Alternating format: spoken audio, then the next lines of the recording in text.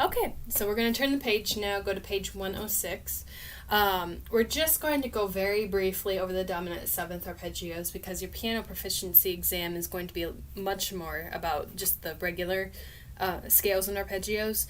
But it's always good to know these in case you see them in any solo repertoire that we do. And it's a little bit of a weirder stretch for the hands, so the more that you can feel comfortable with doing weird patterns, the easier of a time that you're going to have in the future. So let's go up to, we're going to do 8-13 through 8-15. So we talked about dominant seventh chord just even on the last page. It's basically going to be, let me tilt this over here, major chord. So I've got a C major chord, and then I'm going to add a minor seventh from the tonic on top. So minor seventh above C is B flat. Ta-da. Okay?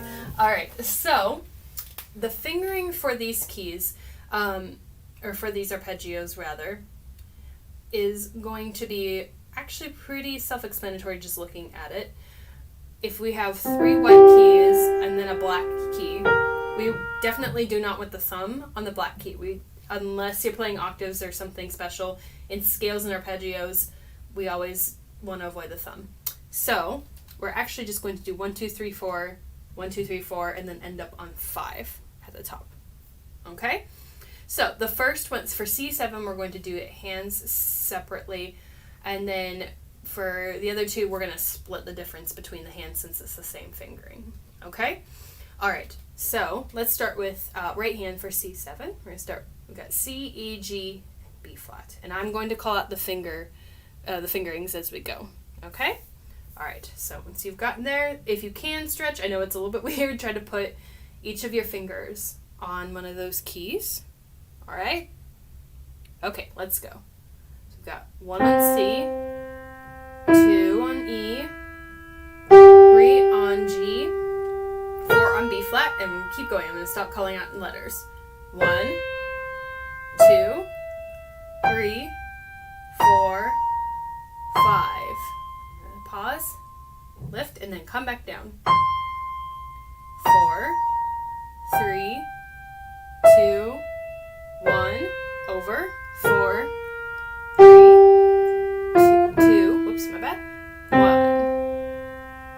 1. Good. These are a lot different than regular arpeggios, so I would suggest looking really carefully at your hands, just because there are more notes involved. Okay? Alright, so let's do the left hand really quickly. Okay? So I'm going to start a little bit higher than they want me to, although you're free to start wherever you want. So 5 on C, 4 on E, 3 on G, 2 on B flat, and then 1, 4, 3, 2, 1. Good. Pause, lift, and go back down. 1, 2, 3, 4, 1, 2, 3, 4. Back on 5 right at the very end. Okay? Alright, let's do the right hand together on F7, and then we'll do the left hand together on G7. So F7, you can see that we have a E flat right there, but the rest of our notes are white. Okay? Alright, so let's start with, we got 1 on F, and then if you can spread your fingers and put them on each note. This will be easier if you have big hands. I just happen to be, I have decent sized hands, but I'm really flexible. So if you can't reach it all once, that's okay. See if you can at least do this first one, and then you can kind of adjust and swing around a little bit more. Okay? Alright. So 1 on F, 2 on A, 3 on C, 4 on F, or E flat rather, 1 on F, 2 on A, 3 on C, 4 on E flat, we're up to F, good, let's come back down, 5, 4, 3, 2, 1, 4, 3, 2, 1. Awesome. Okay, all right, let's go on to G7 now, okay? All right, so this time we actually just have all white notes, but the fingering is going to be exactly the same, okay?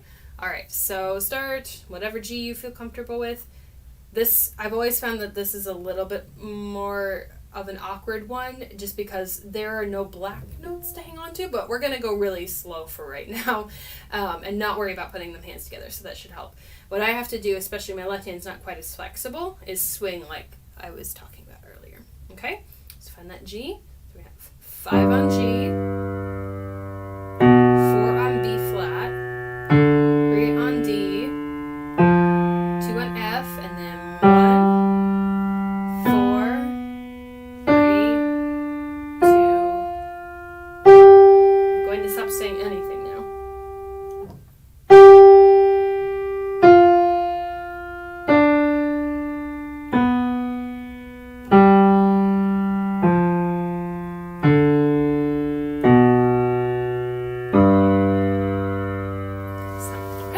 I don't know if you guys have ever played any of these arpeggios before, but regardless of whether or not this will be included on any test or not, this is a good exercise to play through, not only for reading purposes, but also for fingering purposes and handling things that are a little bit more awkward.